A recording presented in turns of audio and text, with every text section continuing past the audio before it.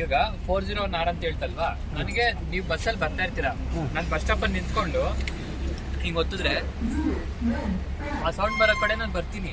ನಿಮಗೆ ನೀವೇನ್ ಮಾಡ್ಬೇಕಂದ್ರೆ, ಓಕೆ ಇಲ್ಲಿ ಬ್ಲೈಂಡ್ ಇದೆ ಅಂದ್ರೆ ನಿಮ್ಗೆ ಒಂದು 30 ಮೀಟರ್ ಬಸ್ ಸ್ಟಾಪ್ ಒಂದು 30 ಮೀಟರ್ ಮುಂಚೆನೆ ಸೌಂಡ್ ಬರುತ್ತೆ ಈ ತರ, ಅಥವಾ ಬಸ್ ಸ್ಟಾಪ್ ಬಂದಾಗ ಬರುತ್ತೆ.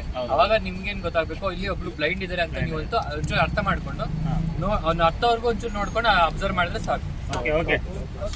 ಇಷ್ಟೇ. ಈ ತರ ಆಯ್ತು ಏನಂದ್ರೆ ಪ್ರತಿಯೊಬ್ಬ ಬ್ಲೈಂಡಿಗೂ ಇಂಡಿಪೆಂಡೆಂಟ್ ಆಗಿ ಅವರು ಹತ್ಕೋತಾರೆ. ಅದಕ್ಕೋಸ್ಕರ ಇದು 2 ವರ್ಷದಿಂದ ನಡೀತಾ ಇದೆ. ಒಬ್ಬೊಬ್ಬರ ಕೈಯಲ್ಲೇ ಈ ತರ ರಿಮೋಟ್ಗಳು ಕೊಟ್ಟಿರ್ತೀವಿ. ಆಮೇಲೆ ನೀವು ಆ ಸಿಗ್ನಲ್ ಗಳಲ್ಲಿ ಮತ್ತೆ ಮಧ್ಯೆ ಹಿಂಗ್ ಹೋಗ್ತಿರ್ಬೇಕಾದ್ರೆ ದಯವಿಟ್ಟು ಎಲ್ಲೂ ನಿಲ್ಸ್ಬಿಡಿ, ನಿಮಗೆ ಸಮಸ್ಯೆ ಆಗುತ್ತೆ. ಅದು ಬಸ್ ಸ್ಟಾಪ್ ಹತ್ರ ಯಾರು ಮಾಡಿದ್ರೆ ಅಷ್ಟೇ ನಿಲ್ಸಿ.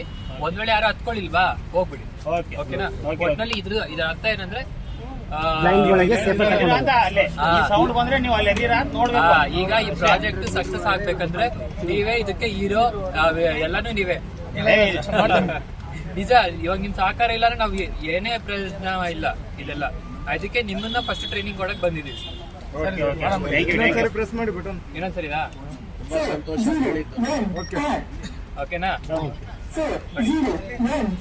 ಆತರ ಓಕೆನಾ? ಏನಂದ್ರೆ ನೀವು ಯಾರಾದ್ರೂ ಅಪ್ಪಿ ತಪ್ಪಿ ಮಾಡಿದ್ರೆ ನೀವು ಬೇಜಾರ್ ಮಾಡ್ಕೋಬೇಡಿ.